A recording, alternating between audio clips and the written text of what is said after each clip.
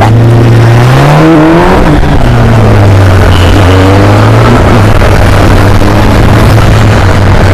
Bike में थोड़ी सी आगे से बदले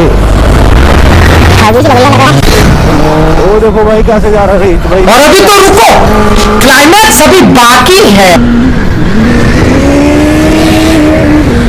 भाई भाई हम लोग वो साथ में इकट्ठे करते हैं तो पहले आना थोड़ी बार आगे निकल आते हैं।